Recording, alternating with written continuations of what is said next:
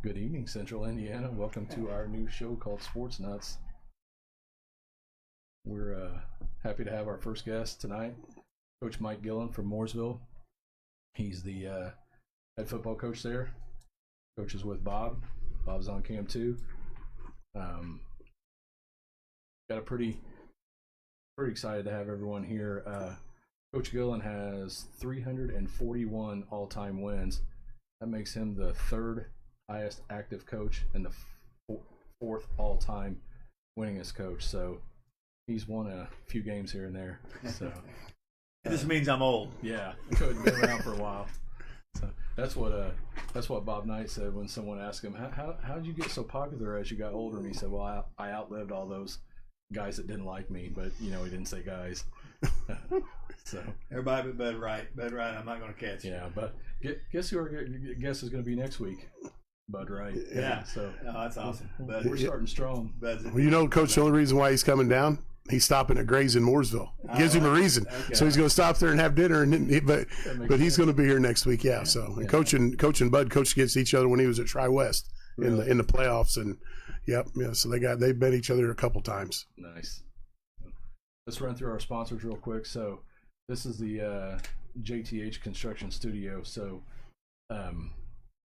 Joe Hankins, this used to be a garage, and Joe Hankins came in here and converted into this, and so he's our forever sponsor. There you go. You creating it, yeah. Thank you, Joe. Yeah, it's concrete floor. There was no dry. I mean, he did it about a month. Yeah. Yeah, so he Put turned it to it. Yeah, awesome. So it was good. American Basement Solutions, Wellsprings, Trapper Tim.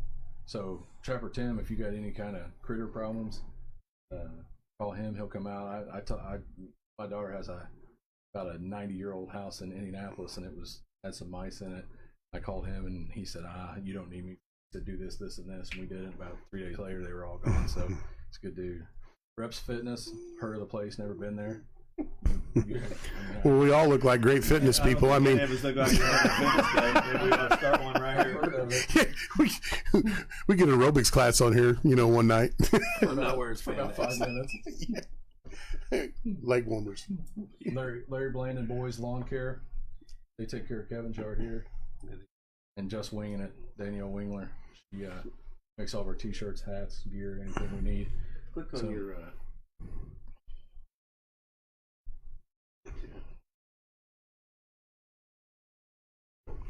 Kind of roll it up through there.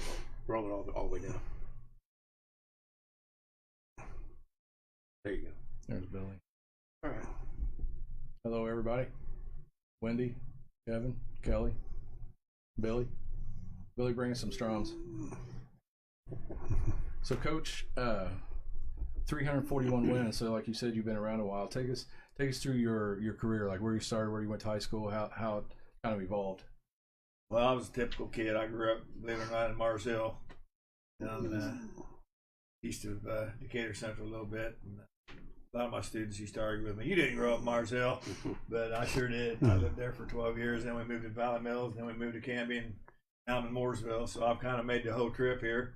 Circled all around and came back to where it started. Absolutely. But my dad got me started playing baseball when I was 5 years old. He and another guy started the Youth Baseball Association there by Stephen Decatur, and so I started playing baseball, and I just loved all sports. I was football, basketball, baseball, whatever we get out in the yard and play. Back then, kids got out in the yard and played, and just really enjoyed athletics and sports. And so then I got to high school and continued playing 3 sports, and I always thought I was a little more of a baseball player, and then I thought I was more of a basketball player, and then lo and behold, I was a little better football player than I was either one of those, and it all ended up.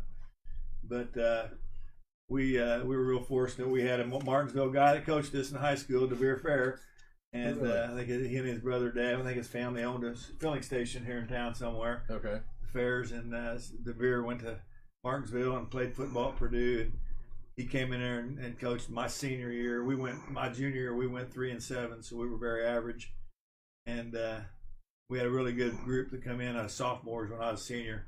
Dave Guthrie, who ended up going to Purdue too, and so we went undefeated my senior year in football, and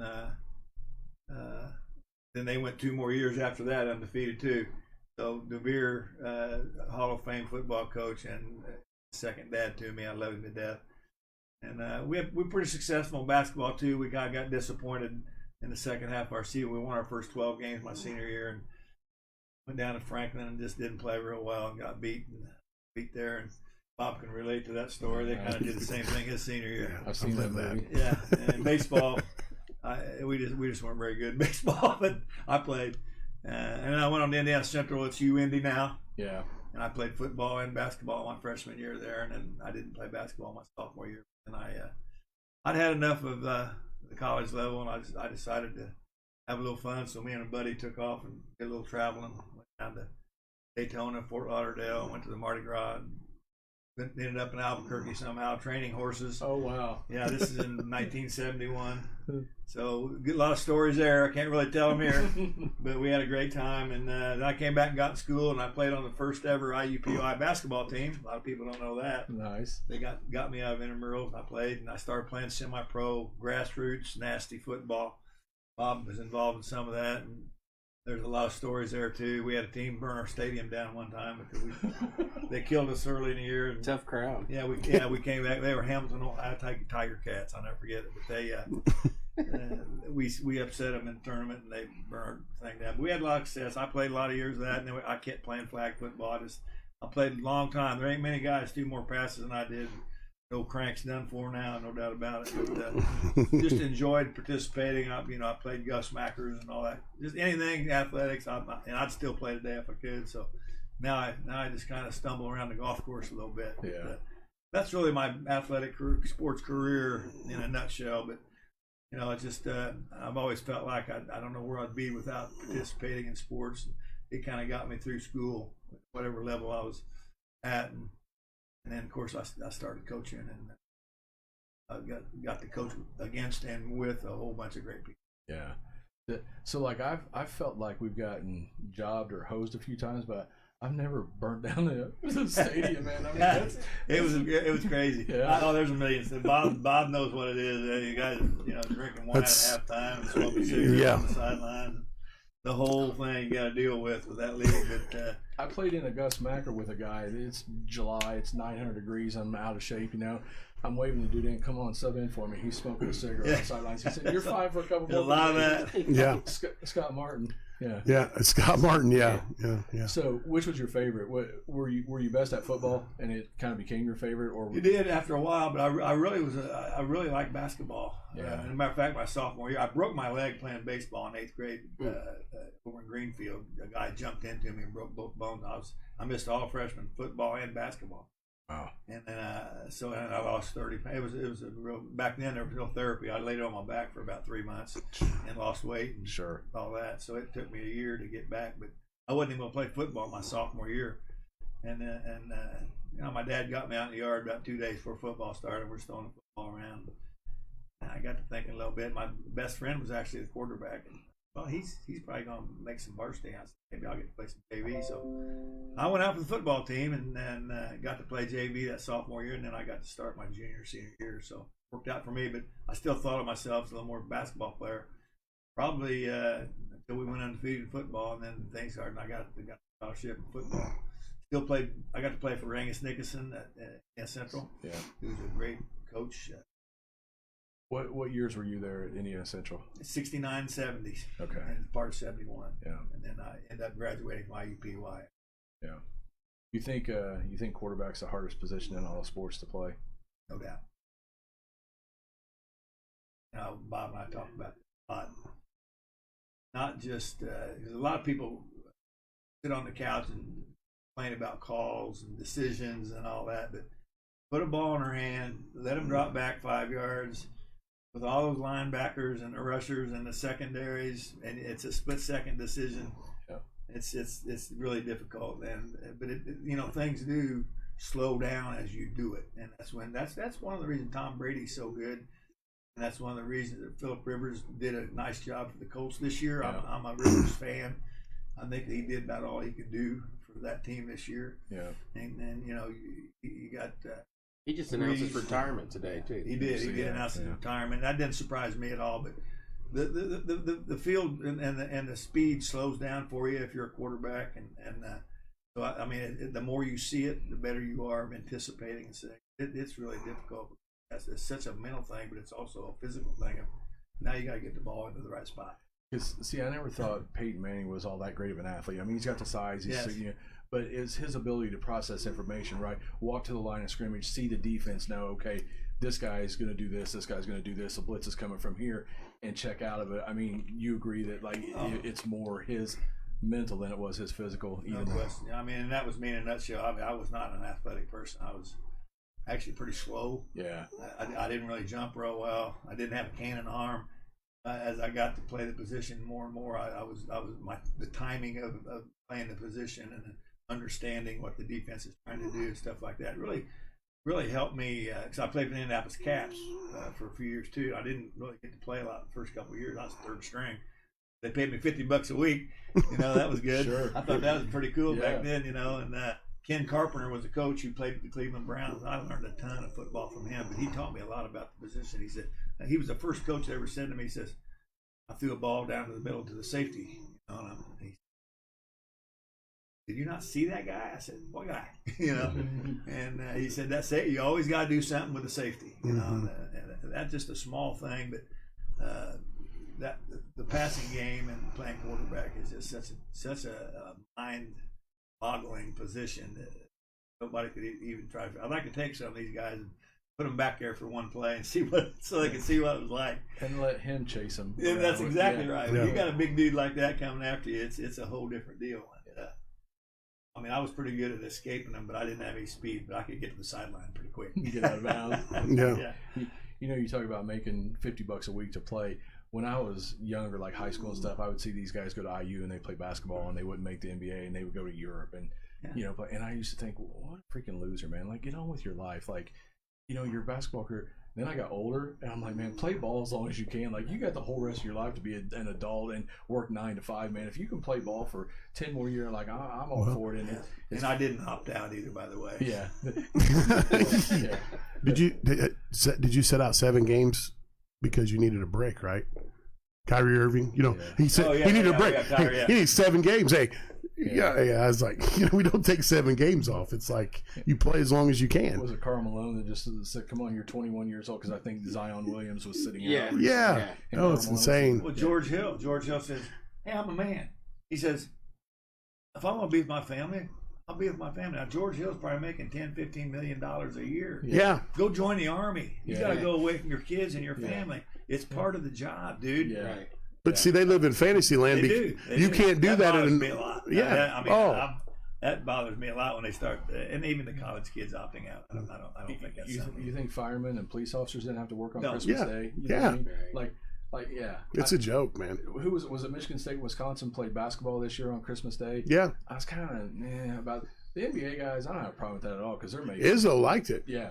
And I think the kids liked it too. Yeah, because they're there anyways. Yeah, I mean, Izzo said, "We're here. Why not play a game?" Yeah. I mean, it's just one of those things. But Coach, I was telling him before you got here, there's also an interesting story, kind of how you got back to the coaching ranks. I told him that you kind of went to Nashville, Tennessee, and was down there hanging out a little bit, and I can't quite remember the story. If you want to tell it, how you kind of was down there, and then you watched an IU game or something, and then that something happened where you ended up back up here and said, "Heck, I'm going to go coach football." So, I graduated from college, and I was offered an elementary job at Decatur Township, but there was no coaching with it, so I didn't take it. Well, I was bartending at this place, and I met a piano player, singer.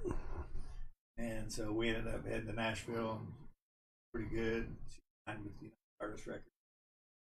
So I traveled around with her a little bit, and writer too, and so that really kind of turned down a job going to Las Vegas. And that so I said, okay, I think I'm going to go get me a teaching job. So I headed back to Indianapolis and filed for divorce. There you go. Yeah. Not go to Vegas? Yeah. Turning down Vegas was just not good enough. So you go to Nashville to try to get discovered. You get discovered and you turn it down. Exactly. Yeah. So you're like, all right, I'm going to go do what I want to do now. Yeah. That's pretty much what it was. So then you landed at Monrovia? I did. I student taught at Hamilton Southeastern when I was and coached with Dave Enright for 2 years there. Right when he won the state, actually, I got to coach there with him. I was talking earlier about being with some really good coaches. Dave Enright is, to this day, in my opinion, one of the best. He was one of the pioneers of putting the passing game in. I went to one of his camps at he and Dick Dolahan, Bishop Dolahan. Who's the other like that? Jim Surface. Marion coach. Yeah. They Mark. Is it Mark Surface? Mark Surface. Yes. Probably. Yep. Is that a line thing? Yeah, it was a long time ago. I can't remember what they called it, but yeah, you're right. Mm-hmm. Dave was there's a good story on Dave Enright. He went to Butler, then he went to, I'll make it short, he went to Butler, then he went to Purdue, then he decided to go back to Butler. Well, back then Tony Hinkle was coaching football. Tony Hinkle was coaching football and baseball and basketball. Yep. And so Dave plays 3 years there, so he's played 5 years of football in college. And he goes in, he says, Coach, I got another year to finish my degree. I'd like to be an assistant coach or a GA, something like, can you hook me up with that? And Tony says, see that book right there, kid? And Dave says, yeah. He says, open it up. Whose name is the president of the NCAA? He says, well, that's you, Coach, Tony Hinkle. He says, well, you want to play another year? So he played 6 years of college football. I don't think that'll happen nowadays. That's great. Dave was a great coach and a big influence on me early. It was just an awesome experience. But then Wayne Staley coached with us there, along with Bob Gaddis, who just retired at Columbus East. Yep. And what a staff that was. John Elliott, who's down Evansville way. And so we had a great staff there, and a lot of good stories back in those days. But Dave developed that into a state championship. Right there. That's back when Hamilton Southeastern had 250 people. Yeah. Now between there and Fishers, because it was combined back then. Yeah. There's 8,000 kids there now. Yeah. But anyway, he did a great job there. But Wayne took the job in Monrovia. And as soon as I got back into town, I called Wayne up, and Billy Mac Fisher was the superintendent over there. And then over there, and then I was a phys ed guy. Fisher says, can you teach history? I said, well, yeah, I can teach some history. I think so. So I did. I got that. And I spent 2 years there, and we got into the playoffs and actually played against Hamilton Southeastern when you had to qualify for the tournament. And so we got beat by a good Southeastern team, and then they got beat by Lawrenceburg the next week, I think, that year. But learned a lot of football right there, and then I applied and got the Tri-West job.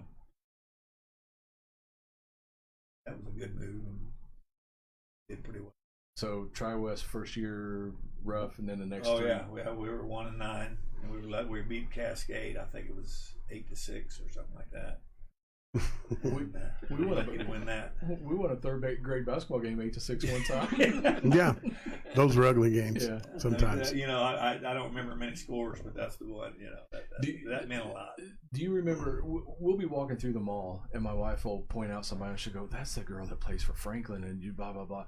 I have no idea, but man, I can tell you what happened in the third quarter or the second inning of it. Are you like that? Can you remember specific plays from a game 20 years ago? That a lot of them I do if they were meaningful, especially. Been a head coach 42 years, so but yeah, there's some things that really stick out. Remember we beat Monrovia for the first time. My fourth or third year at Tri-West. We scored first in overtime, and then they bootlegged to the half-yard line. It was second down, half-yard, and we stuffed them 2 straight down. 3 times? That's when you remember. Mm-hmm. Do you remember the plays that they ran the 3 times? Did they, like, quarterback sneak? They pounded it twice, right down, right up the middle after that, and then my assistant coach, his name's Mark Montgomery, great coach, and he said, Gil, they're going to go outside. So we'd pinned everybody down inside. He says, we got to move our ends outside. He's going to keep it. So sure enough, he called it right, and our defensive end was outside, and he came over. Yeah. Yeah, I remember that like yesterday. See, that's the stuff I love, is like stuff like that where you remember. And then, so my favorite part too, like when is like the game within the game of like, okay, they did something that we got to adjust to it.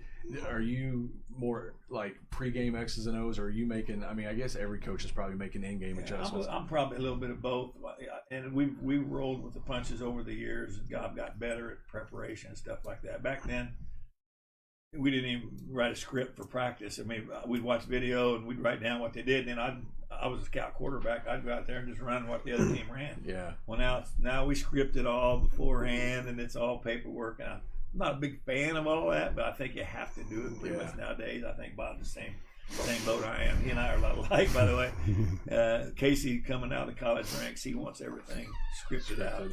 It works out pretty good for us. He's one of the best I've seen of making of watching what's going on and adjustment to it. Like just watching games with Bob, I like to watch with him and just listen to, because he's like, oh, they're doing this and this and we should do that, and I think that's interesting. Bob and I are a lot alike. It's we don't always agree, but we're a lot alike as far as seeing things on the field and making side adjustments on both sides. Mm-hmm. Will Bob give you his opinion? Will he tell you what he thinks? Yes, 100%. He doesn't always I'm take one it. of the few guys that don't always agree with it. No, he doesn't. We, like I said, we agree to disagree, but he's the head coach and I'm an assistant. But so don't you want that? Don't you want him to? Well, yeah. Yes.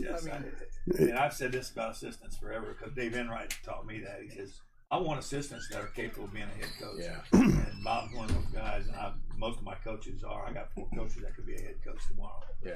That's what I want. I want coaches that will coach, and I let them coach too. I think Bob will. Yeah. That's the thing. It's like you gotta let them coach. That's like, right. They got to feel like they're being used, Yeah. and a lot of head coaches don't do that, and coaches don't stay with them. Yeah. You know, and I've had a lot of loyal coaches over the years. Well, we got 10 years in together, Bob. next year will be 11. Yeah. Next year will be 11. Bob used to know how many we've won and lost. I don't know that number. Well, this year, you and I together made 101 together in 10 years. So we've had a little success. Pretty good. Yeah, it's a real good run. 12-game season.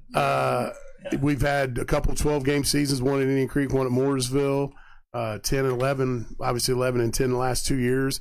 I mean, what, 5 sectionals, and 2 semi-states, been to 2 semi-states, 2 regionals together.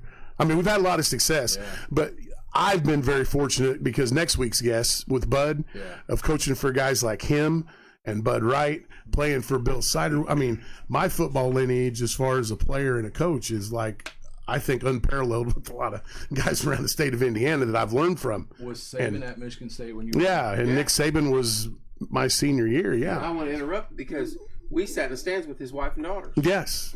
When you're down there trying to get kicked out of a game, we're like, You know I there's was. our guy. Nah, I wouldn't do anything like that. But you did. but yeah, Coach and I, that's why I wanted to have him on first. And like I was telling these guys before, Coach, it's kind of ironic that you started in Morgan County, but you've never really. Tri-West is basically what 45 minutes away from here, So you've made that circle around. Then I know at Tri-West though, you had a lot of success. I mean, I love that he has a great room, a man cave that's outside of his house in his garage, but he's got all his plaques and stuff. And I was looking at all his success at Tri-West. I mean, you won what, 4 sectionals, 4 regionals, and went to the state finals, right? And this is a game, Dean, if you want to talk about it, he can replay this game to you in his mind. In 89, was it, Coach? The 89 state finals? So hold on a second. Coach at Tri-West 5 years? No, 11 years. He was there 11, yeah. We went one. I know the first 3 years real well. We went 1 and 9, 5 and 5, 5 and 4, and then after that, we never lost more than 1 game in a regular season. There you go, Coach. Tony and Deb Van Reeder. So thankful for these yeah. Oh, yeah. Hey, Tony, how's it going? Yes. His son just headed to Purdue. He left a semester early. Yeah. That's awesome. Yeah, we're going to miss him, right, Bob? Well, 6'6", 280 does not grow on trees. And yes, he was number 71. He was our right tackle. He played D-line for us this year. And great kid, but he's going to get to do spring ball. He graduated early, so he's going to be up there for spring football. Hopefully they have it for him. But we really feel the 2 kids we got going to Purdue, I'd say they'll probably redshirt, but within 2 years, 3 years, they could be on the field playing. He and I feel that way for sure. So, but they're great people too, great parents. Jalen's a good kid. So 5 and 9, 5 and then you said after the first 4 years you never lost more than 1 game. After the first 3, we went 1 and 9, 5 and 5, 5 and 4, and never lost more than 1. Isn't that crazy? In a regular season. Yeah. And then we got lost some close ones. We typically got beat on bad weather nights because we were a passing team.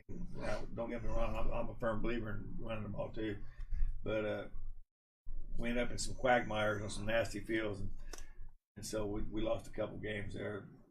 down in South Spencer. We could have been state champs. We could have played Western Boone the next week in the state finals. Didn't get by South Spencer, but yeah, we played in '89 my last year at Tri-West. We were fortunate to get to the state finals. Only one thing we did, we beat all the parochials. We beat Ritter, Sisson,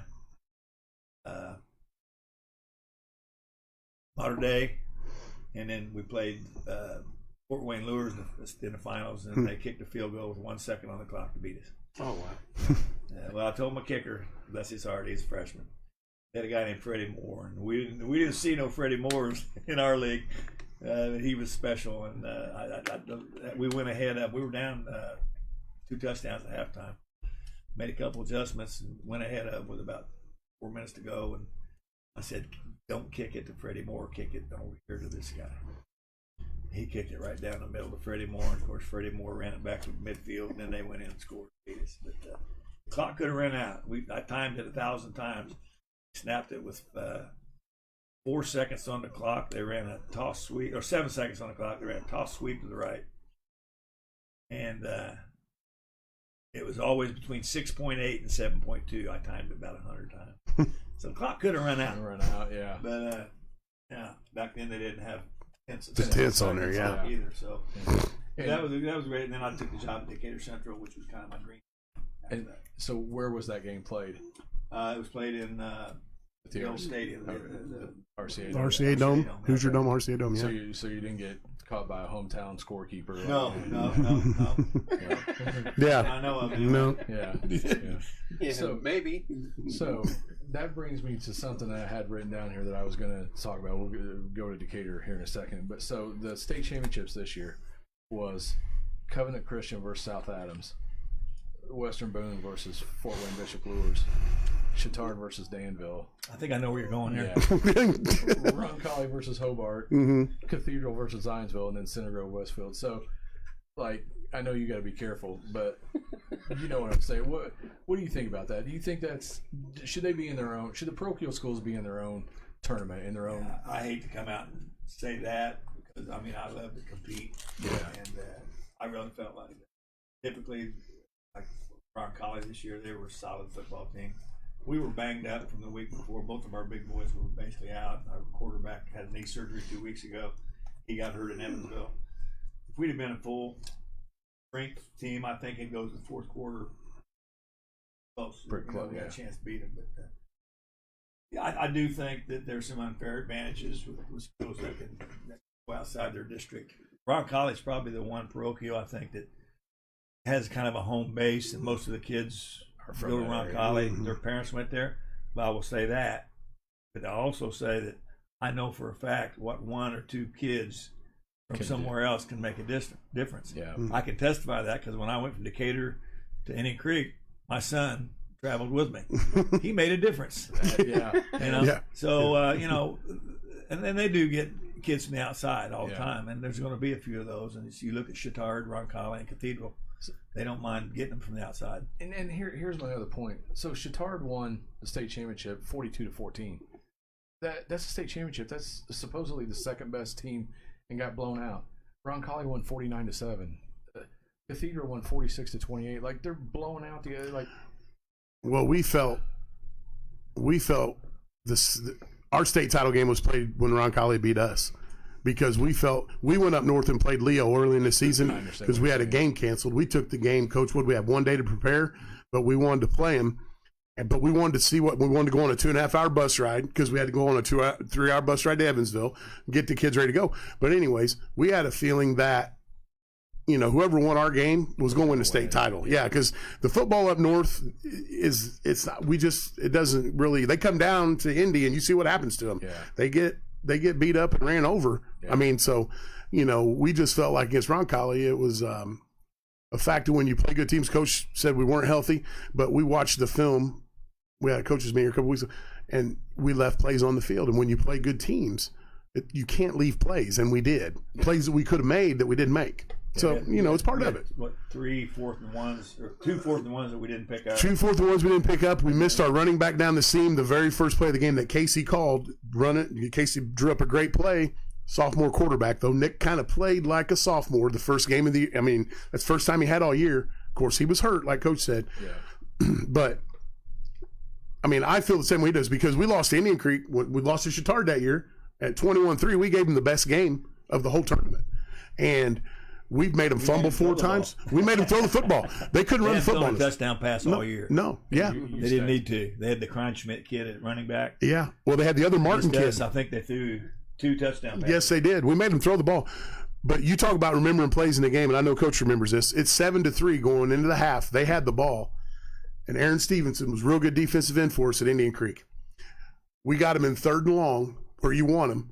So they run a bootleg, and Aaron comes up the field, tackles the quarterback, puts him in the ground.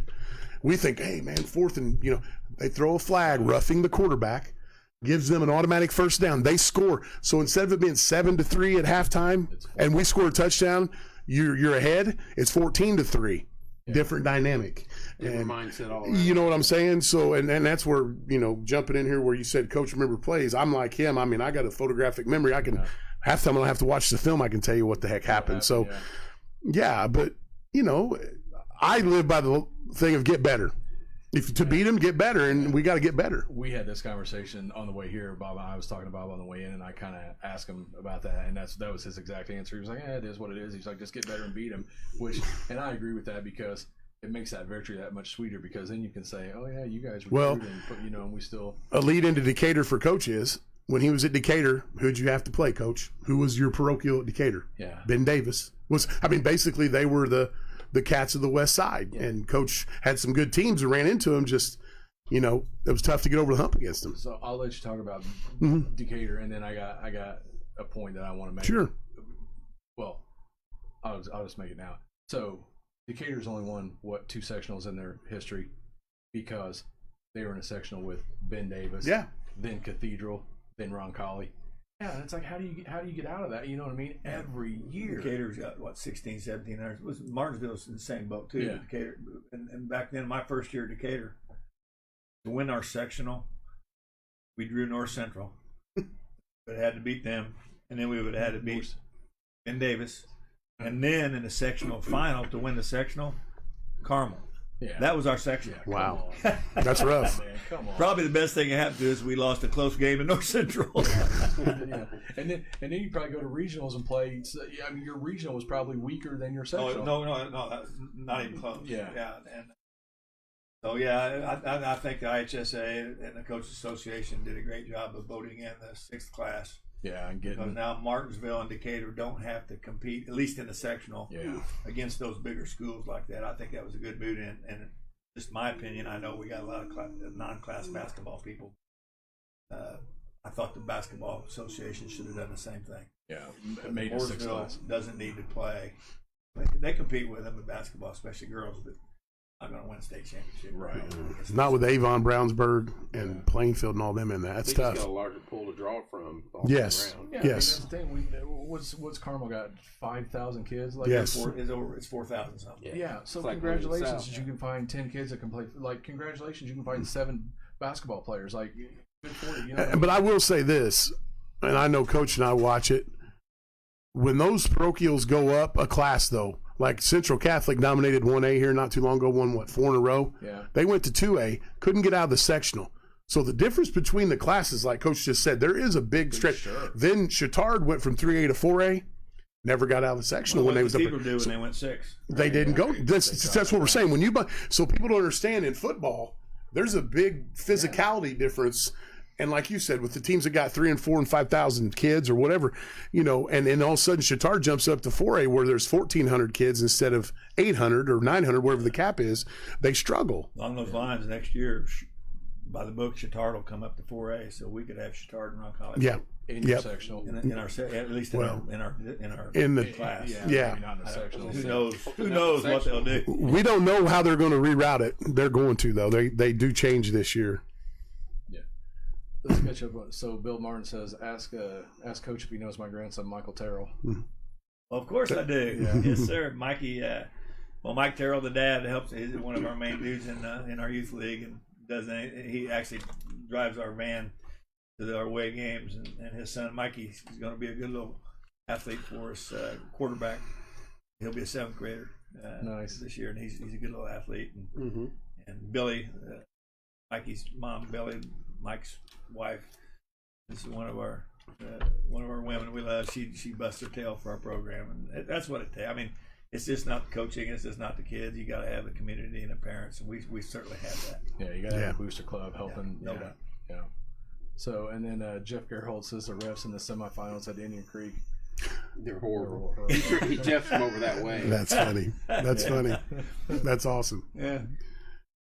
It's only funny because it's true. Well, Jeff too. Also, one of those guys is in the NFL playing for the Cowboys right now. Is a lineman that was in that game? Yeah, he was pretty good. Who was it? The Martin boy. Oh, yeah. That's what Yeah, he said. yeah. Went to Notre Dame. Yeah, Martin. We used to show our old line at Indian Creek. line, we would show them pictures of those 2 guys finishing blocks. Oh my, So where was he from? Chittard. They played at okay. Chittard. Both Steamroller. Okay. Mm-hmm. Yeah. And he would go to the whistle and pass the whistle. We got a couple calls on him late. Yes, we did. had to We remind got a the couple referees 15 couple times. Yeah. We did get a call or 2 on him. Yeah, we did. We did. He's one of those guys you hate. You love to have on your team. Hated to play against him. You got to play. When you're playing against him, could you tell he's going to play on Sundays right then and Oh, there? no question. No doubt. Well, he had the Okay. size. Yeah. first of all. He And did. had the mentality. Yeah. The mentality. He'll be nasty. I mean, He'll be nasty. If you want to finish a play like that guy did, you got a chance. But you have to have the size too, and the width and all. So that I just thought of something. So when did you go to Decatur Central? 60. I was there. Sorry, I mean to coach. Oh, 80, after the '89 season. So do you remember coaching against him? We didn't play Martinsville. Nope. Decatur never played Martinsville back then in anything. We didn't play. Well, them. baseball. We didn't. No, but baseball. Baseball. We played them in a sectional, but I Yep. don't think you played them during the year, man. Yeah, we did. Did you? Okay. Yep, we played him in baseball, but we played him in basketball because I played against Obe. Obe was the coach then, Dave Obe. Well, yeah, but Yeah. when I was in school, But when you football wise, we didn't play you. But then Martinsville, hold on. But then when I left a couple years later, you were in our sectional, Yeah. and you went in Conference Indiana right. because you had. He also had Aaron Gibson. He coached Yes. Aaron Gibson Yeah. and Fred Roman. Fred went to Purdue, Yeah. and Aaron went to Wisconsin. And then you had another guy named Tyrese Butler. I mean, Coach had some dudes at Decatur, man. He and Chris Webster went to Ball State. yeah, Yes. yeah. Yes, sir. yeah, he had some very good guys there. But yeah, he played against Earl and them. He always used to talk about defending Earl Yeah. because they used to guard the bubble. He said, or let them throw the bubble, and because they'll throw it over your head if you know. We worried a little more about Izzy than we did Earl. To be honest. Well, Izzy came along too. Izzy Yeah. was pretty good. Oh, Izzy was really good. Yeah, he was. But and Earl had some great receivers to throw to. You know, Eric Smith. Woody Williams. Woody boys, the Williams boy. Williams, Yeah. Yeah, they were good, man. Enright always says, "Don't worry about that damn bubble." He says, "Just don't let him throw the ball down the field." Yeah. We laid back off that, but we always played them close. They got us, but it was always a good ball game. I Mhm. think we beat him once at our place. Yeah. I remember right. Yeah, that's when they started Conference Indiana. When Decatur, Bloomington South, Bloomington North was all in that conference. So you went to Decatur early 90s, 90. Yeah, it was 11 years at Decatur, and the beer fair was my high school coach was the AD, and I think he kind of felt like I did. It was a job that he wanted me to get at some point. They were tough times. And job I really wanted over to. We got them going pretty good. Like we said earlier, we ran into some really good teams. We didn't quite get over the top as far as my last year there. We scored with 56 seconds to go on Ben Davis. Went ahead, and they had James Banks. And I think maybe we did a little too much celebrating, maybe, and they went down the field and scored on us to beat us. A touchdown or a field There's goal. a state championship team. He bootlegged on the first play and went about 40 yards. And then we got a bad call. They called us for a late hit out of bounds, and he was a full yard inbound. I can show you on film tomorrow. That's one of those plays you remember because that moved him 15 yards down the field, and Yeah, with no time coming off the clock. yeah, and that was a big, huge play. And regardless, I think we did celebrate a little bit too much, and the kids kind of thought we had the game won. But that was a state championship team. Yeah. I mean, potentially. Have you ever seen the video of the team in Dallas? They were in the Texas State Championship game and they were down 3 touchdowns. I did. And have you seen it? So Yeah, I think so. The other team scores, they go up 3 touchdowns. Yes. Onside kicks Yeah, later. they kick it Yes. off, run it back, onside kick, get it, score, kick it, and meanwhile the other team's over there celebrating. Yep. The guys had already taken their shoulder pads off. Oh yeah, I did see that. But you know Yes. how that ends. They end up running it back. They kick off with 5 seconds And left after they got the lead, and this team runs it back. Yeah. The game. Yeah. Yes, they did. They won it anyways. Yeah.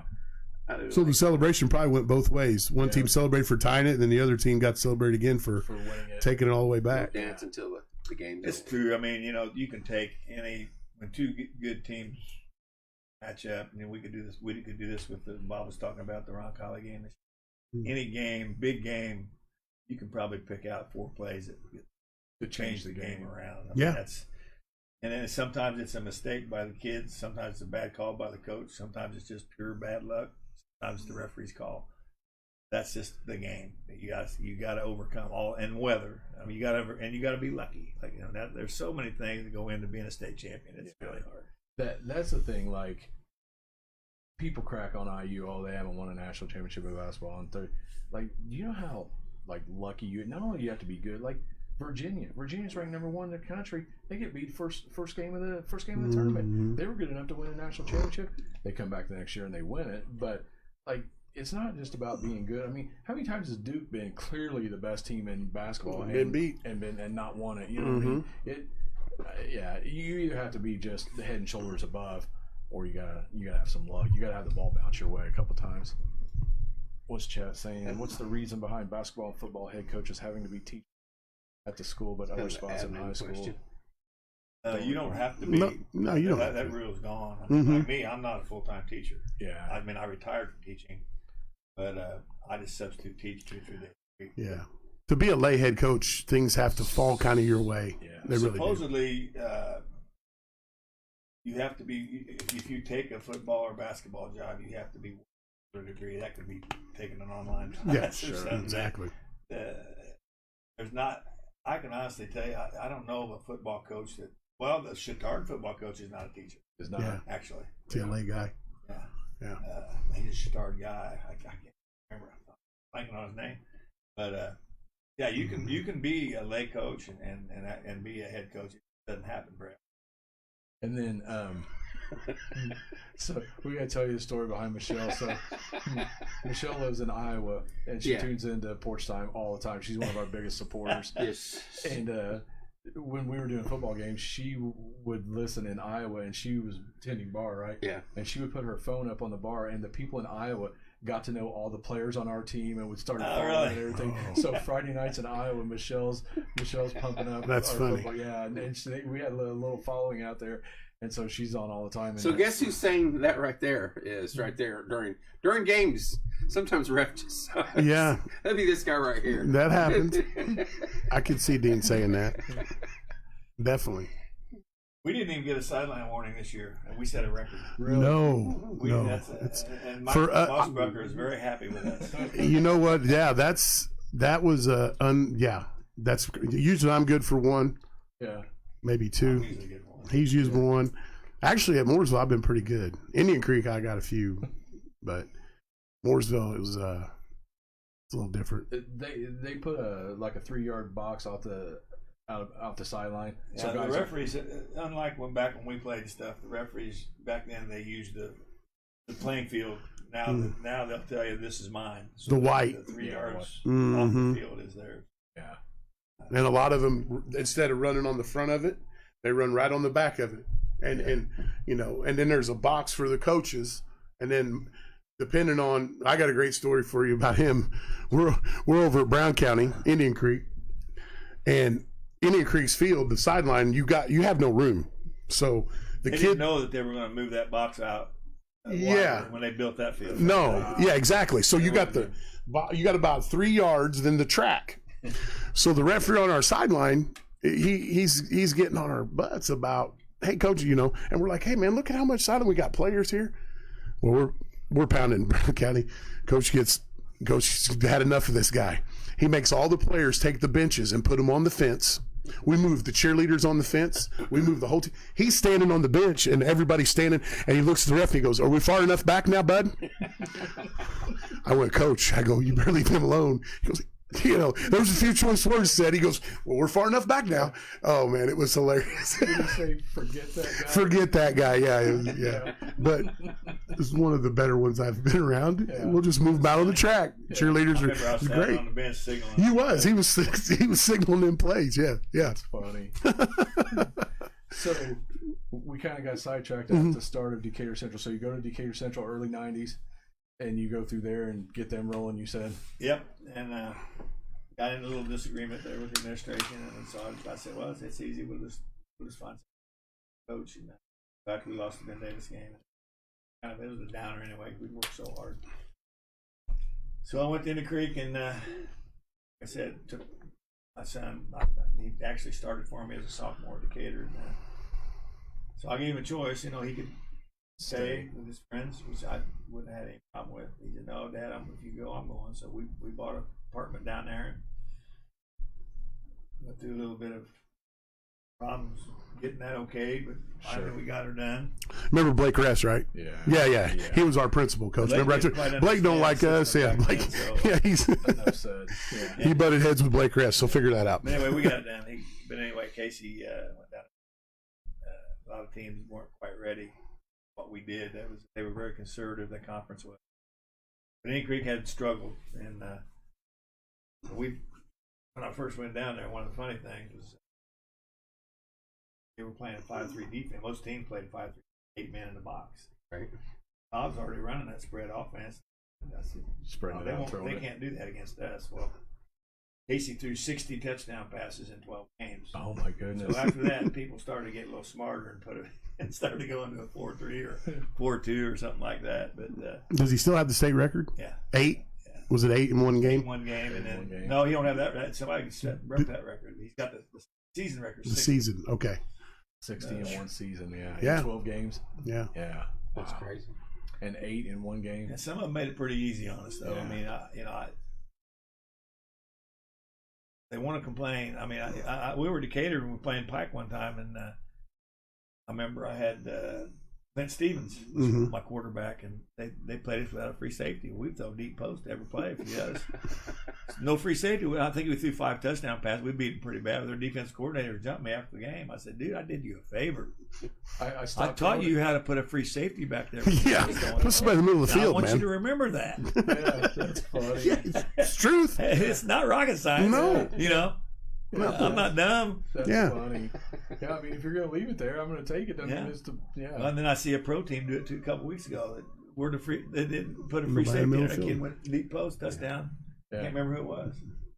Baltimore? No, it wasn't Baltimore. One of those. Well, a lot of them NFL I teams thought that now was play zero safety. Alabama, Ohio State.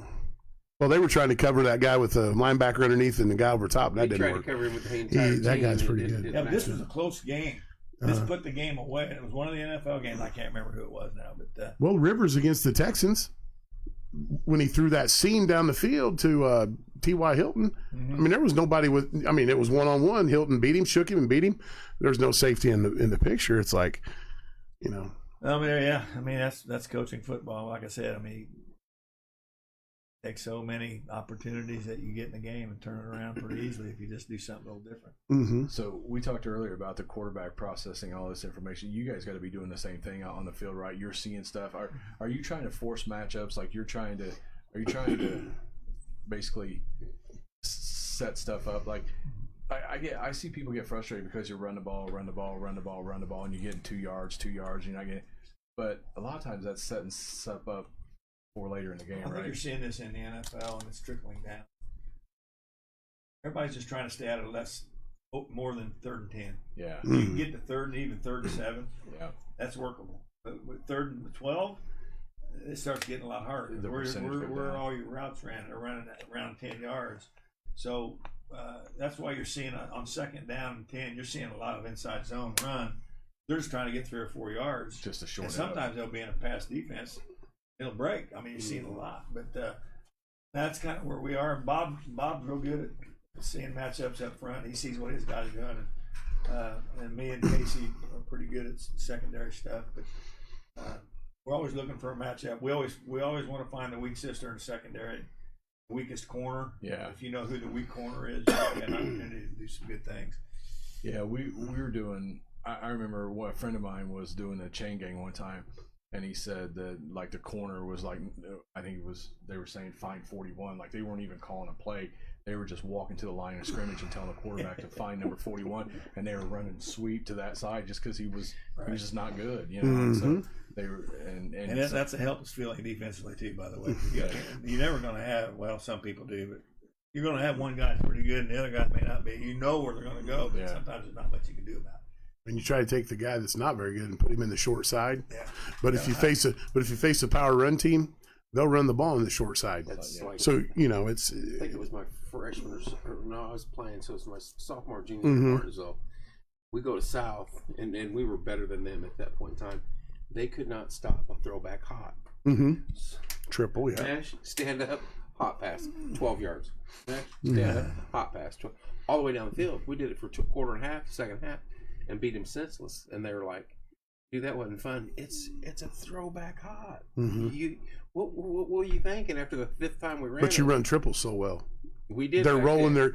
back then. We did then. When we ran the veer, because I ran the veer with Coach Siderwitz, they rolled their coverage to take the pitch man, you know. Yeah. So they're rolling a safety. And when that tied in, that linebacker's not good enough. So the safety got caught rolling. And all they had to do was stop the safety on the hash. Yeah. But that's where cover 4 comes into play now. A lot of teams play that hard cover 4 to take away that stuff. You know what I mean? They don't adjust with their secondary as much anymore in the run game is what I'm saying. Back in those old days, they used to roll their coverage a lot against the option teams because option was more prevalent. It's evolved now into the read option. Yes. So now they can do either one. They can handle RPO, yeah. It's not a pre-call. It's the safety stays back. You know. Yeah, they'll hit you right in front. And you talk about processing information quickly. I mean, at this point right here, you're riding it or pulling it or you're sticking it. Yeah, I never ran it, but since Casey's taken over as the offensive coordinator, because he used to hammer me because I wouldn't run it. I would make it look like we were doing it. Yeah. But I mean, I was like, it was pre-read. I mean, I was either going to give it or I was going to fake it and give it or throw it. And Casey's got our guys doing some more reading of that. It's really. And why didn't you like it? I didn't like the decision making of teaching the quarterback the progression. I wasn't good at it. Yeah. I ran triple option back in the day, and I just averaged at it. But I didn't like giving the quarterback that decision. Yeah. And some can do it, and some can't. By the way. So that's a good. So do you change your coaching philosophy year by year to fit your personnel, or do you make your personnel fit your? Well, I think you have to. Coach doesn't adjust to what he's got. Can't be that stubborn. Yeah. I mean, I wouldn't be. We always try to be balanced as we can, and I learned this years ago mostly from Dick Dolahan, watching some of and Bobby Bowden and some of the guys I used to chase around and watch speak. My philosophy from day one has always been we will throw it in any situation, and I want everybody to know that, but we won't have to.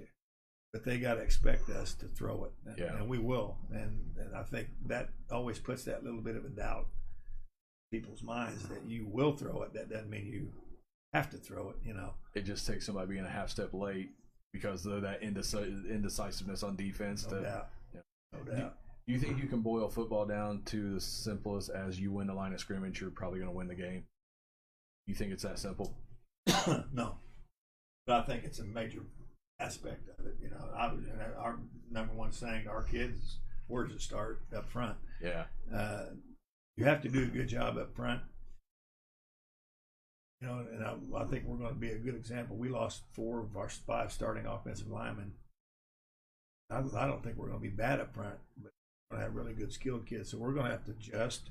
Yeah. And maybe get the ball out a little more 3-step, quick passing game next year. We'll adjust to whatever we're capable of doing, and hopefully be okay with it. Yeah. Good. It's a big job. Bob does a great job. We're going to be fine. We don't have 6'6", 285 pounds, 6'5". I've been spoiled. 295. We don't have that next year. Yeah. They both graduate. They both graduate. They're both going to Purdue. Yeah. Yeah, I knew they were both going to Purdue, but I didn't know if they. Now we got a couple kids that are 6'5", but they're not 280 and 290. They're about 220 and 210. I mean, you think about being in Morgan County and finding one kid that's that size, but you guys got 2 of them. I mean, yeah, we had 2. I mean, in a big city, yeah, you can find, but in small towns, it was Mooresville, you're not. Jalen started at Warren Central, and Jalen did not play football till 8th grade.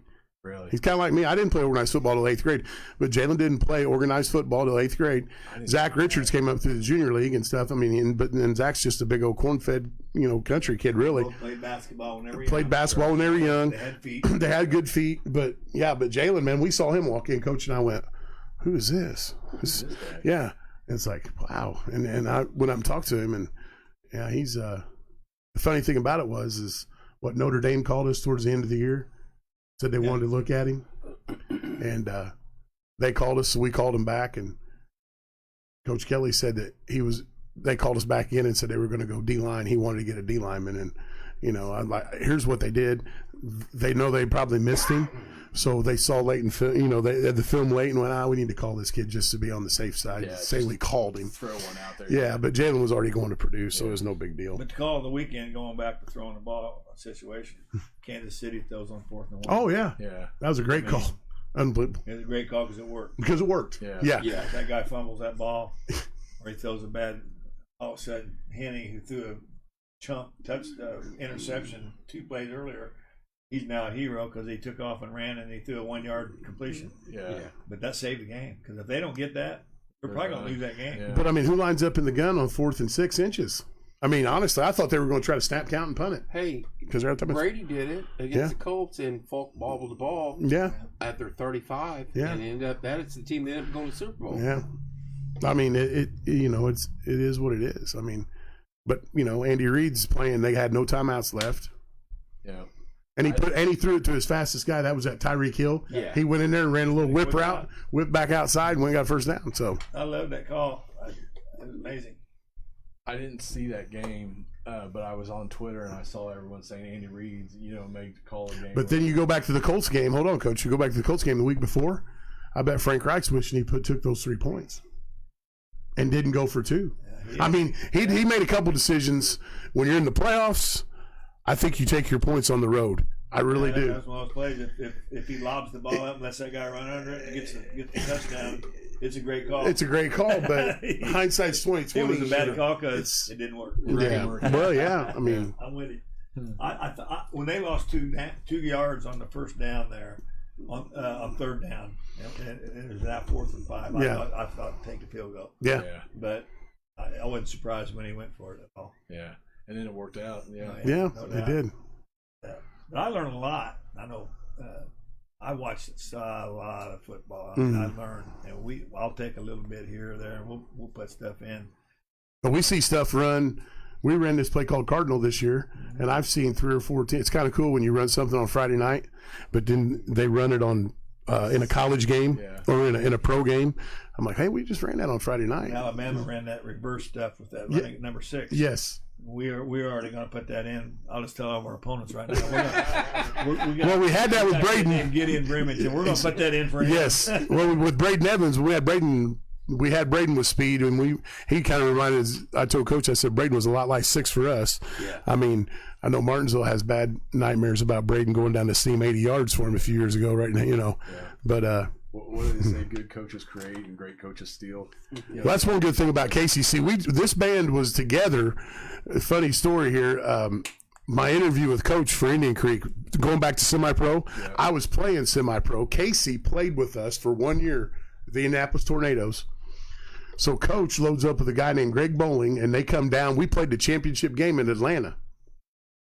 Well, I was Finer neighborhood, by the way. Oh, it was a great, It was a solid neighborhood in Atlanta. Championship game national? Or? And it was the NAFL back then. Okay. It was the national. It was North American Football League. You're right. There was 100 and some teams in this league. We played a team from San Diego, and Coach will attest to this. They were really good. I mean, the first half was boom, boom. They scored, we scored. They scored, we scored.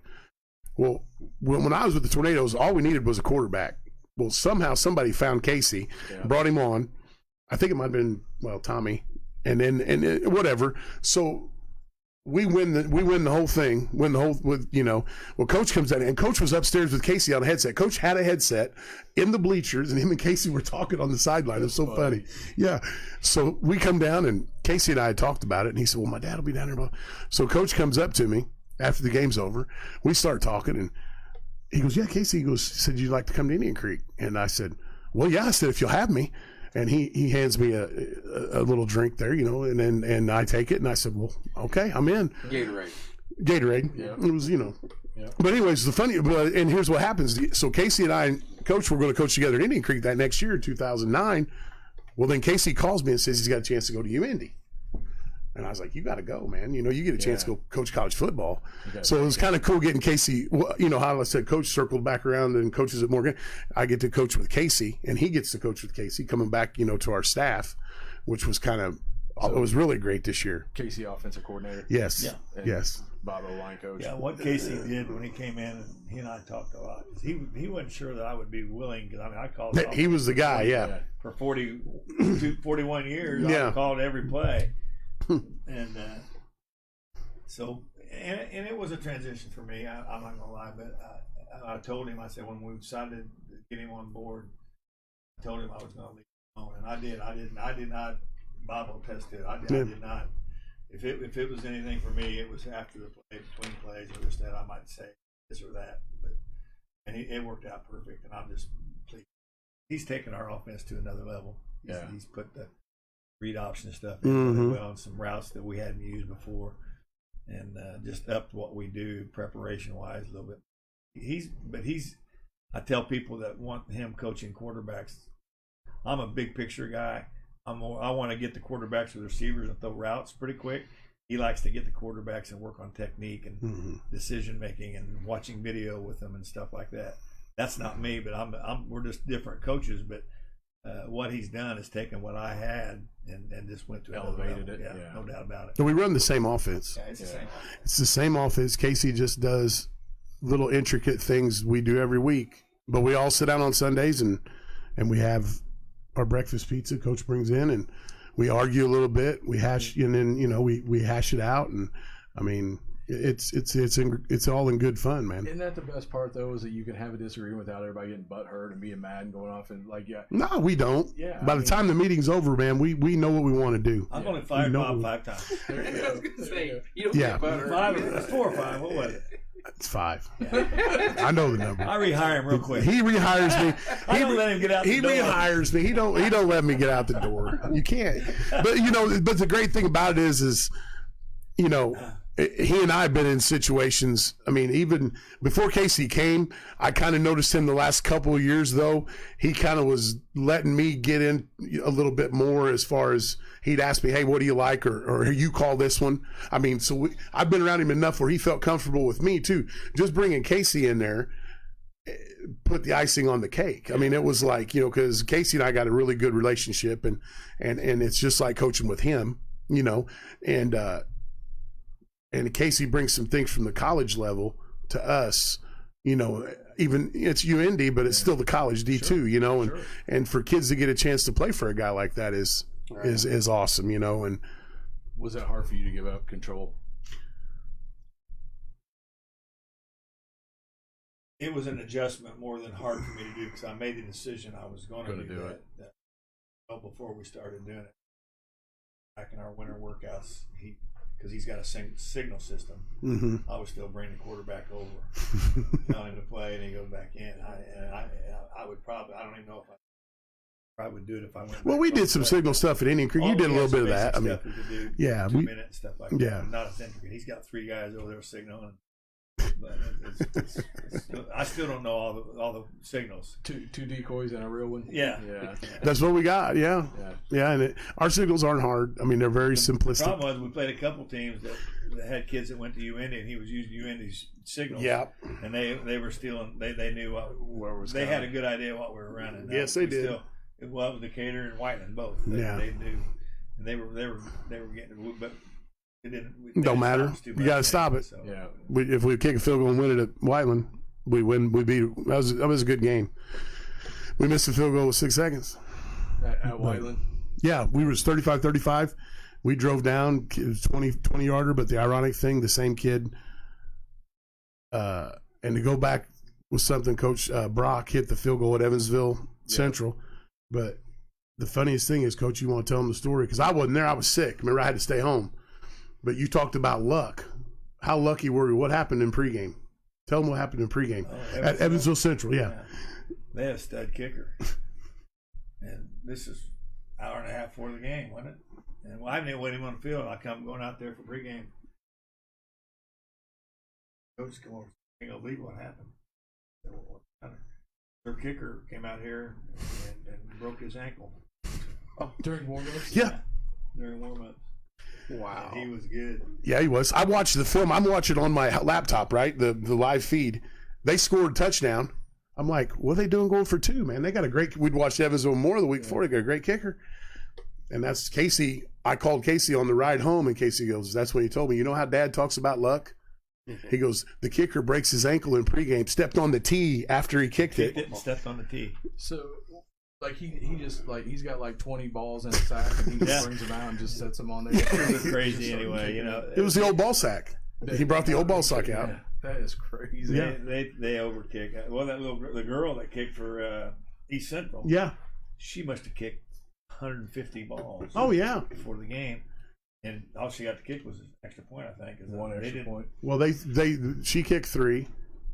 They got They 21. didn't have any field goal attempts or nothing like No field goal attempts from her. that. She's good. She was good too. But you know what's funny? You talk about setting up plays. Yeah. So we play East Central in the second round, and they're really East Central good. And so we watched them. And Casey, I go. They know we're going to run the football. Come out first play of the game. They think we're going to run the football. Yeah. They got a really good middle linebacker, probably the best one we played in a while. And the other guy was pretty good too. And I said, dude, we need to we called it power 4 pass. Coach and I ran it before, and we ran our Y across. Little Johnny football, we called him. And it's one of those plays, Dean, where you said as a coach, you draw it up, and it worked. First, hey, we get the ball in the 20. We play action fake. Linebacker step down. He hits Johnny. He goes 79 yards. They tackle him on the 1. So in 2 plays, we went 80 yards to set the tone against East Central. They're down 7 bagel. Yeah. And they're a running football team. You know what I'm saying? But what I'm saying is, as a coach, that's the kind of stuff you look for on film. Hey, man, if these guys will step down hard and they leave a gap between their safeties, you hit that guy and shoo, there he goes. So to go back with what he's talking about as far as that goes, where the run game ties into the passing game, and just little intricate things that the armchair quarterback doesn't see. Yeah. It's just We like had the same opportunity against Ron Colley. We did. We just missed it. Well, we missed our running back down the seam. Casey made a great call. They split the safeties, which they jumped outside on our outside guys. We just took our running back right down the middle of the field, and nobody around him. And if Nick just lobs the ball, he didn't overthrow him. He got sacked because he didn't get rid of the ball. So, I mean, that's the thing. It'd have been 7-7 because they scored, and if we come back and answer, Right. I want to know, and I'm off camera here, but when I played, and maybe early when you got there, film. There wasn't other CDs or videos. No, he yeah. knows reel to reel. Yeah, but we'd go in there lineman on a Thursday. Well, a lot of times we'd skip class on sixth period or clinic, go to the coach office and watch it.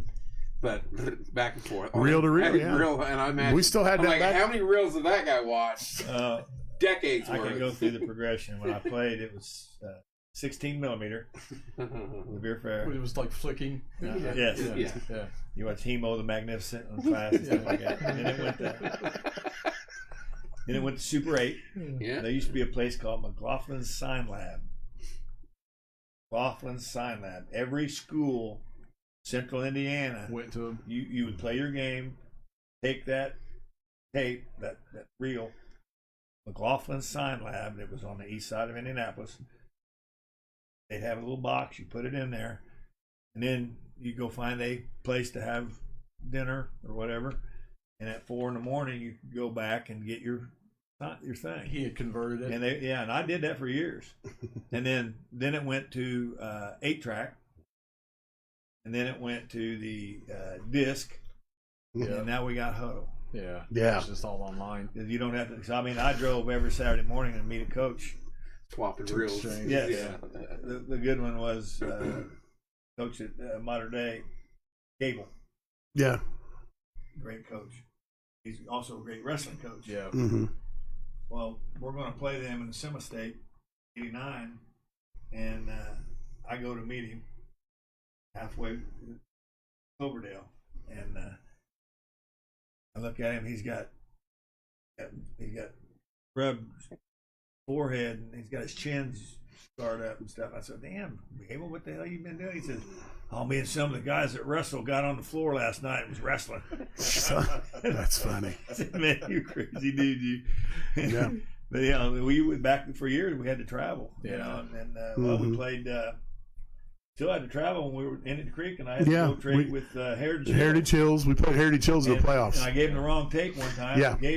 Bob Clayton. Bob Clinton just read me the right act. I didn't know it was the wrong tape. I didn't look at it before I gave it to him. I had to drive back down there the next day. Swap it out. Hey, we went down there. My first year, we went down there. It was probably the best team we thought we had at Indian Creek, and lost 7-0 to them. And yeah, and then so the next year we knew we were going to be really good and we was going to beat them because we played in section. Well, yeah, he got his tapes mixed up. Well, Clayton leaves him a voicemail. Like, he was on him pretty good. So we pounded him like 49-14 at our place. And he came over to apologize. He did. He came over to apologize. But, yeah, you had to go Charlestown. All our sectionals back then, when he traded, we'd have to go Charlestown, Brownstown. You'd have to meet those guys halfway. You traveled a long way to trade film with guys. Charlestown. Down Louisville. Yeah, right there, exit 8. Yeah. Right there before you get in Louisville. That's Charlestown area, man. Yeah. Clarksville. Yeah. They're all right there. And they were all in our sectional back then. That's and crazy. yeah, so Coach would always get up. We'd always tell him, Coach will go, no, he'd get up. And he'd go down there and drive and come back. Wasn't smart. Yeah. Well, there was a few late nights involved in that, Yeah. you know, at a certain place over there in Trafalgar. We won't name, but, Yeah. you know. They always talk about IU basketball would send the managers to like East Lansing, check into a hotel, hook up a VCR, and record the game, and then bring it back. There because you know you didn't have cable back then. You know what I mean? And so so they would you know have people up there doing something. Huddle has changed. No, it has so much. I mean, we're pretty fortunate. Our athletic director gives us what the best huddle can give us. Not only do they get the video, but they'll actually take it down for you. Yeah, and you can. I've heard it takes hours off of our preparation. Yeah, and I've heard too. Like you can make your own. Like you can zero it in on a certain player, like an offensive lineman. You can do highlights, and it'll break him out. Oh yeah. You can get everything formations. It's unreal. It's got so much stuff on it. Me and Bob, we got our tech guys. Are really we got tech coaches, young guys that know everything. Jake Wallman's our administrative guy. We didn't do all this. No, Coach and I are still get on the chalk. Hey, we're getting on the marker. I did radio last night with John, and the first thing I asked him was, I says, "I hope you know how to hook that up because I don't." All I know is how to work this. Yes. Yeah, but you know, it's pretty cool. Like I said, you know, I told Coach I was going to do this, and Dean and I talked about it. Yeah. You know, bringing guys on, and I appreciate you coming, Coach, and. You know, like you said, hell, we could sit here and talk for another hour probably, but I know Kevin's under a time pinch or what? Yeah. Oh, you're good? Okay. If I want to go to bed, I'll just go through that door and go to There bed. you go. There you go. But that's even having it at your house. That's a good Then point. Saturday morning, sometimes I'm out here in a pair of shorts. I'm like, oh, better be careful. We got Mooresville people on there, but so I've lived here for 22 years in Mooresville, and so they fell on some rough times after Mark Bless, of course. Yeah. The reasons for that, but when it opened up this last time, well, I lived here, and my wife and I were in an accident, and she's paralyzed to this day, ongoing battle. But the community was so good to us, helping us get the house ready and blah blah, all that stuff that they did. So that, and along with the ease of being right here in town, I really felt like it was a good opportunity for me to change and come to Mooresville and hopefully get them back on track. I think we've done that. We're real excited about that. Yeah. So we had 52 kids at our workout Monday night really? For the youth program. Yeah, we had 52 kids come. Really? Yeah, from 8 to 9 on Monday nights we work with them, and Coach is a big believer in that youth program. Yeah. Let me get these two in out. Mike Gillan and Bob are awesome coaches. Best days ahead for Mooresville football. Anthony Van Dieven. They got another kid coming. So Yeah, they do. Yeah, that's Jalen's. It's Jalen's dad, right? And then Bill Martinson. Bill must not have heard you earlier. He must not have been on when you were talking about him. Yeah. Oh, little Terrell. Yeah, he's a quarterback and a junior football coach. Yeah. Little I Terrell, said little Mike. Mikey. Yeah. Yeah. His dad's named Mike too, so I wasn't real sure who they were talking about when they said, but I know Mikey's going to be a good athlete. See, look, somebody says, Dean and Kevin, thank you for doing this show. I love high school sports. See, Yeah. Coach and I talked about this. Something like this, Coach, we've said it. We should have a Bob and Mike midday or Mike and Bob midday something on WCBK. People love to hear that kind of stuff. On what? Well, we were just talking amongst ourselves, but we're here now, We talked Kevin. about it years ago. We did when we did games on the radio. You know, we'd that be long car ride to Louisiana. on the way home. Basically, I do. Real quick, I'm trying to stop him because they're fighting in the car, and I grab one of his arms and I'm like, and he's like, "What are you doing?" He brings me over to the seat, and I'm like, Yeah. "Okay, note to self, Yeah. bad move." Yeah. So here's one thing I want to ask. It's probably the most important question. Here of we the night. go. Oh, There's always one, isn't there? there's always one important. You got in his pocket on the golf course? Yeah, he does. Oh yeah. The best one that happened was 2 years ago.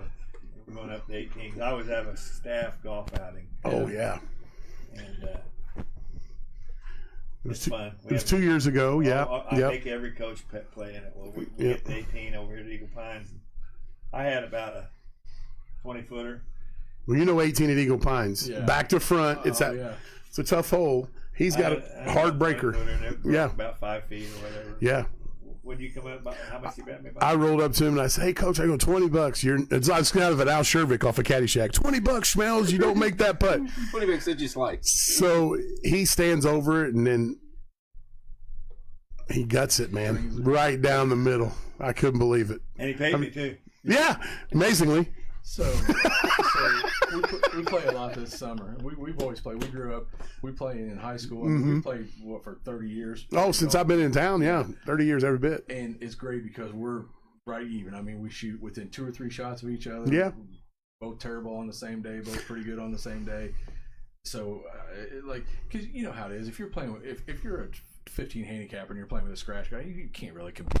It's hard. Yeah. It's tough, let me tell you. So I beat Bob all summer, and it's insignificant amounts, $2, $3, whatever. I mean, he's got to bring that up, doesn't he? Yeah. So we get to the last time we're playing. It's like October, and Bob's playing, and I've been hitting the ball pretty good. He's been hitting it better, and so I got a little 10-footer straight up the hill. I mean, it's a putt you should make 85 out of 100 times. You know what I mean? Well, I'm like, I'm taking all the break out of this, man. I'm just going to hit it hard. Well, I hit it like 100 miles an hour and 15 feet past, and so I lose, and so I owe Bob $6. Well, my thing is I don't ever have cash because I'm not expecting to pay anyway because I'm going to win, so I don't have any cash. So I told Bob, I was like, I'll get you later. So it gets cold, we don't play anymore. Yeah. So my daughter hangs out with his daughter almost every day. She comes home one night, she goes, "You owe Bob money or something?" No way. I said, "Hey, Kate," I said, "when you get home, tell your dad to give me that, make sure he gives me that $6. Yeah, good. So I'm like, whatever, and I said, "What are you saying?" So she tells me. So my older daughter, she goes out to was it New Year's Day? Abby. Yeah. Abby, yeah. So she comes home and she goes, "Hey, I ran into Bob." And I go, "Yeah." And she goes, "He said he wants his $6." I'm like, They were at the Cabana house, and I said, "Hey, Abby," I motioned her over. I said, "When you get home, tell your dad to leave a tip for $6 next time." You're right. Oh, of course I am. All day. So right around Christmas time, we're in a little junk shop, and I see that golf ball, and it's got a snowman on it. So I was like, I gotta hit that for Bob. So it's been at my house, and I haven't seen him forever. So right as I was walking out today, I grabbed that golf ball, and it's got a snowman on it. And my point was, it is good. I was going to give it to Bob and say, "Here, so you can make snowmen this summer too." You know what I mean? I make those. I like Coach's rule. Coach doesn't give you anything over a 6. He says 6, pick up. That's Coach's rule. Yeah. I like that. I'll be good there. It is. It is. So I'm getting ready to walk out the door to come here, and that's laying on the counter right by the TV. So I grab it and I put it in my pocket. My wife goes, "What's that?" I said, "It's for Bob." She goes, "Oh, is it his $6?" I'm like, yeah. So our rule is like he don't really want his $6. He just wants to have it to hang over me to bust my chops about. Yeah. Hold on. So who's Nyla Reynolds? Because she said Mooresville had a good team, but watch out for those Arties next year.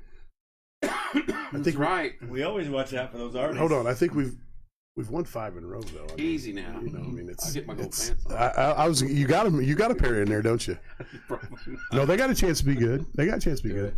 Oh yeah, Martinsville's always tough. I mean, the kid threw 5 interceptions the first game. Second game, he threw the ball a heck of a lot better. He didn't throw any picks, but like Coach said, we could just push people around. Our biggest thing was when we wanted to, we could just play big boy football and push you around.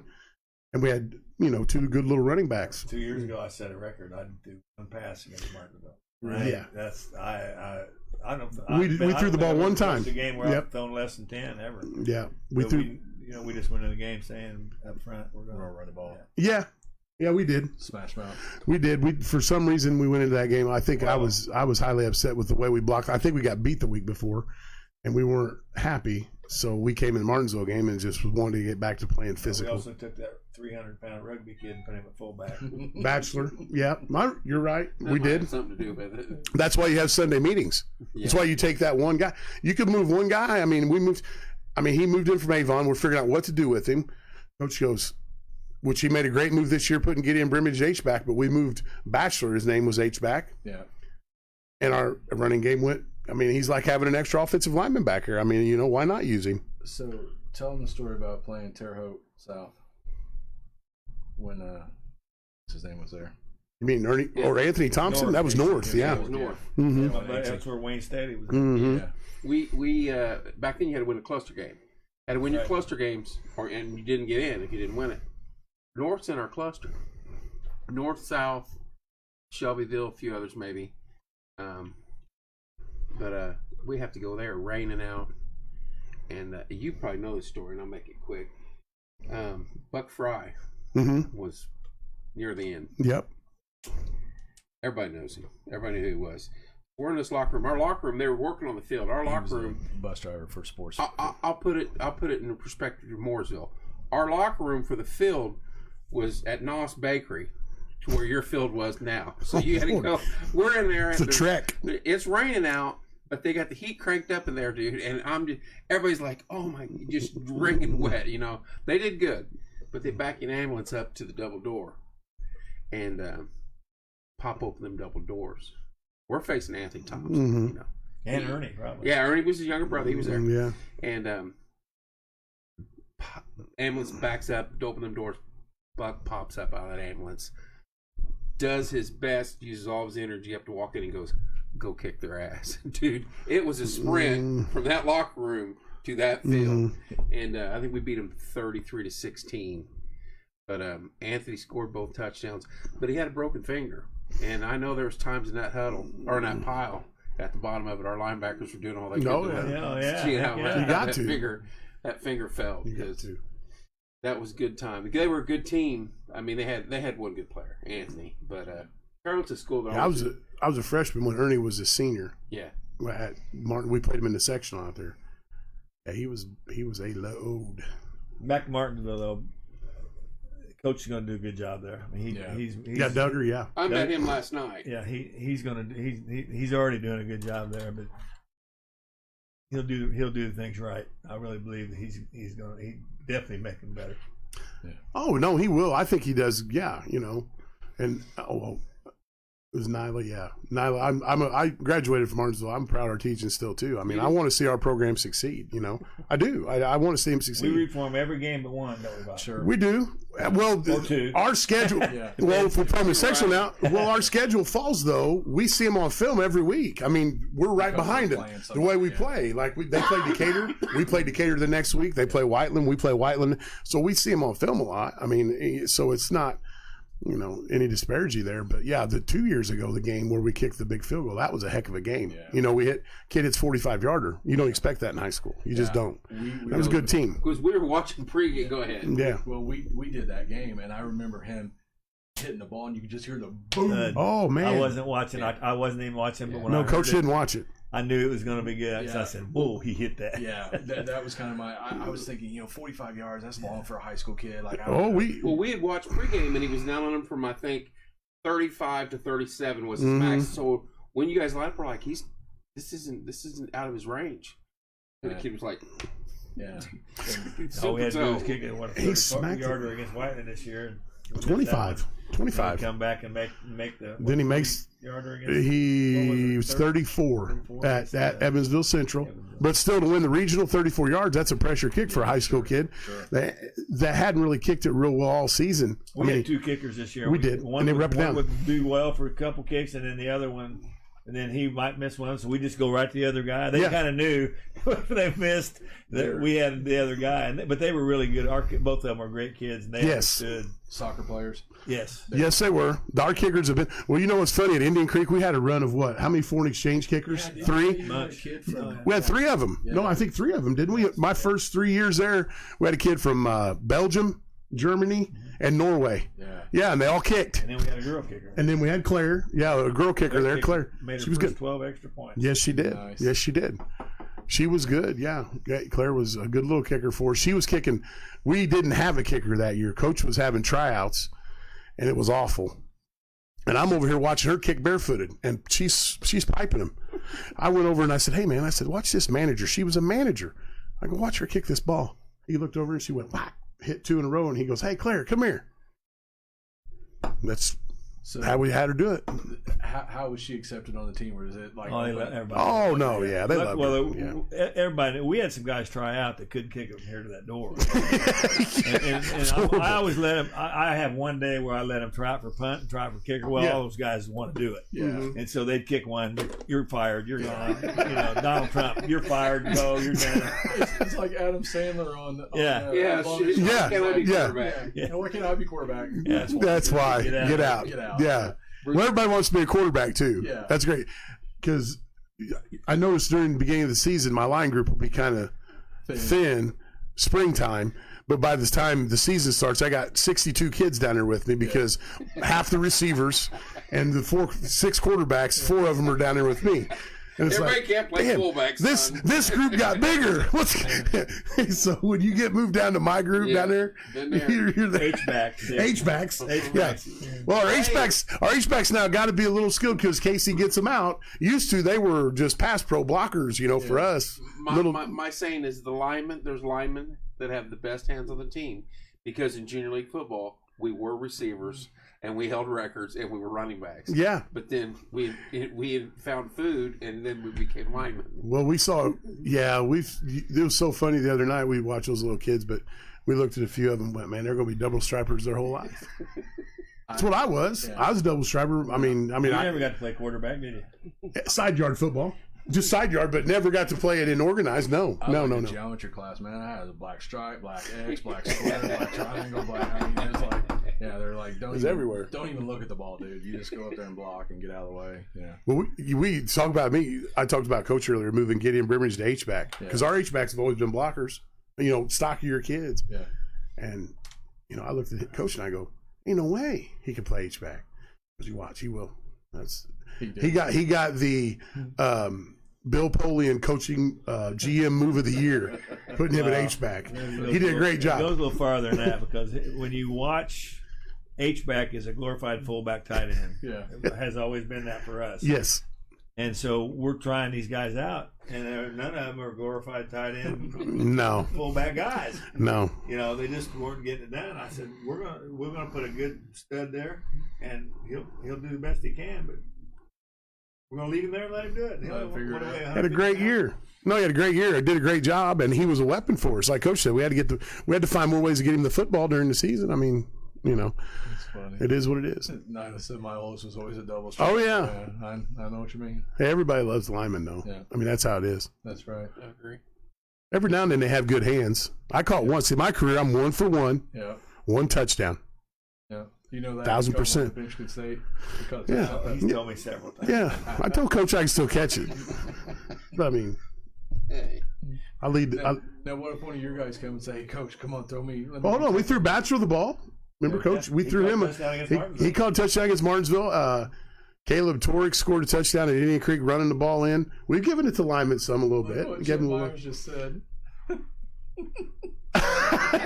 You're late. I've already pulled that chain, Chip.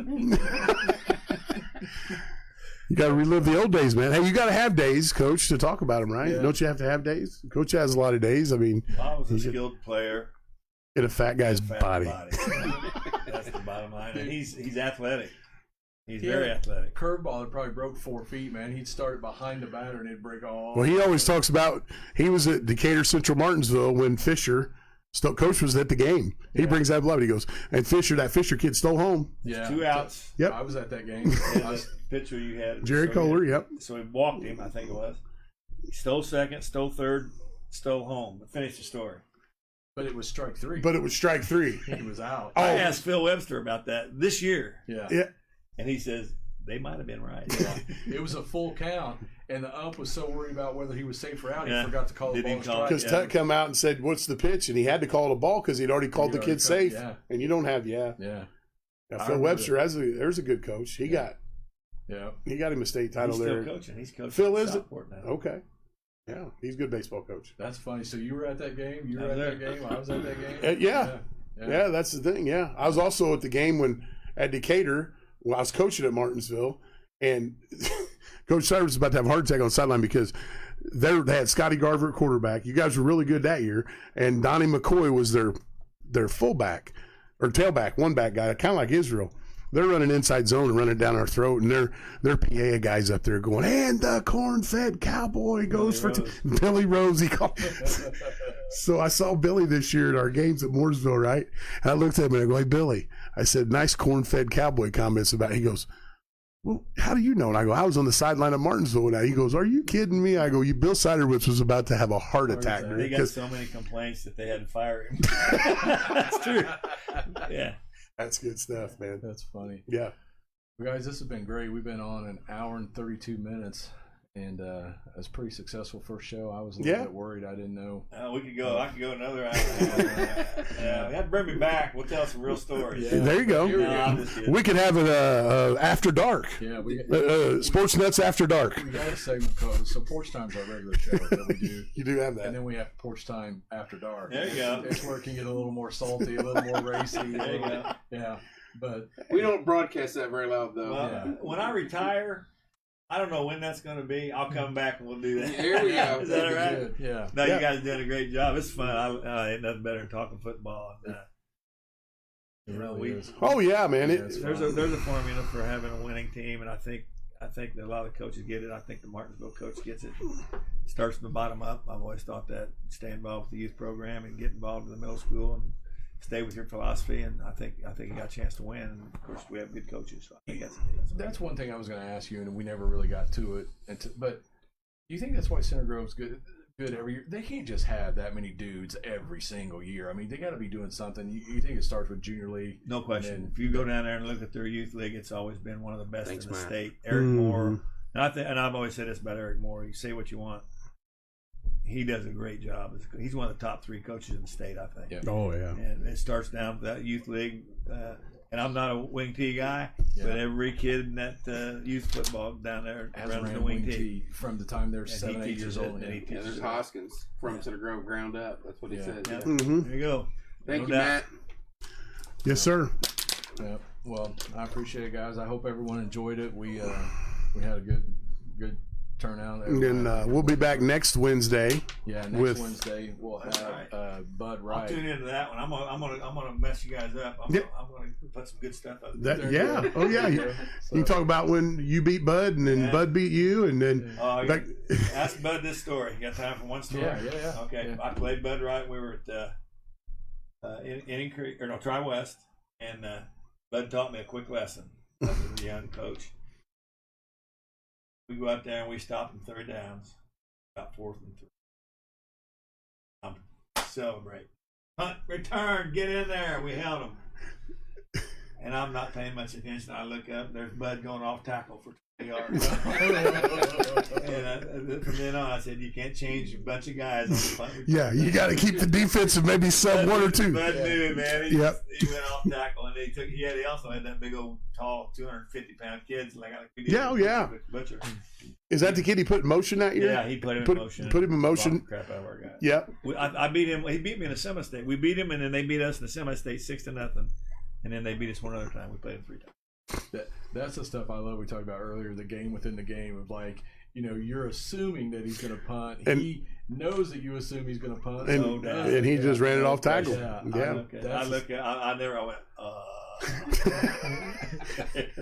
Right then you went. He just taught me don't sub. Yes. Keep your defense on the field. Maybe we get our big guys off usually. Yeah. 2 big guys tackles, and then we'll bring. Sure. But that's it. Return, yeah. Have When we do it now. have your safety be the return guy. Usually, Yeah. nobody leaves for us. Normally, it's. I mean, yeah.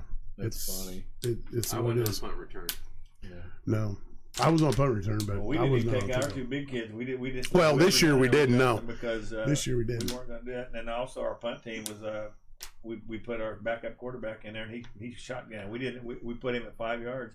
Oh yeah, on our punt team, yeah, We Hogan. punted from 5 yards back every game, Really? every punt. But we could also throw it with him. Yeah. So He made a hell of a throw down at Evansville Central on a dime to set up the winning field goal. Yeah. And then Ron Colley, we did the same thing. We didn't get a very good call there, did we, Coach?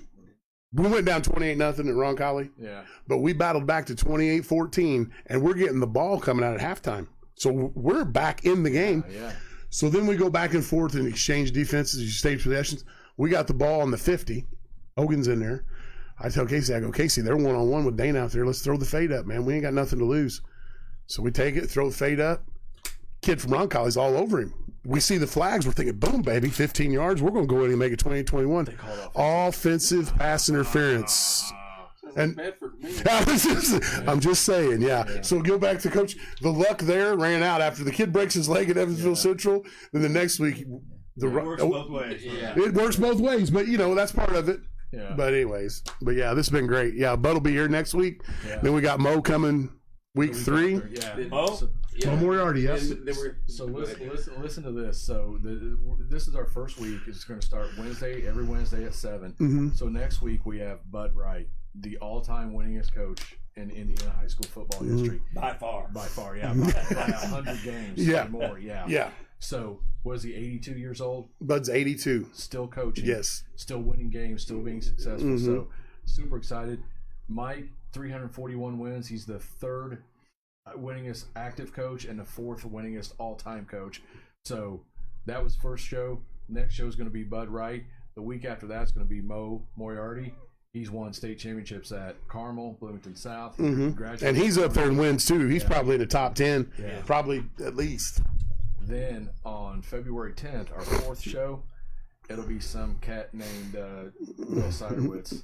Bill Sider. really? Bringing Bill. There'll be some stories. And Joe. And And Joey. his son Joe. Joe, Yeah. There you who go. coaches. Awesome. So Yeah. I'm really looking forward to that. So I mean, our first 4 weeks are going to be money. I mean, we're in. Pretty good out the door. Yeah, It's football royalty, man. That's what you got to get. I'm telling you, man. But Coach and I have talked about a guy that played for him, Chris Call, is the head coach at Franklin. Chris was the head coach of Tri-West, won the state title, Coach? 2016, 17 here recently. Yeah. But, Chris is a guy we got a lot of people around this area that, don't understand the quality of coaches that they have, Here, yeah. the minds. Hendershot from IU is probably on those Tri-West teams. Hendershot was. Yeah, there was 2 of them. Yeah. Yeah, we played against both of them Yeah. in the summers. Mark West come over sometime too. Mark Bless, Yeah. Coach Bless, yeah. I mean, there's a lot of people we can get. Yeah. I mean, I think it'll be a great thing for us. But that's the lineup for the next 3 or 4 weeks. But Yeah, we're set for the next. Coach, thanks 4 for coming. weeks. Appreciate it, man. Oh, Yeah. Yeah, Thank you, love you. gentlemen. Thanks for everybody. Kevin, thanks for having us. Dean, Yeah. thanks for having us, I man. had a blast. I hope Yeah, you guys did this is too. awesome. Coach, I hope you liked it. Yeah. Tune in next week, Nyla. Yeah. Love you. Yeah, for sure. Hey, we kept 20 people on there for the whole time, for the most part. Hey, I didn't realize the setup. I could have.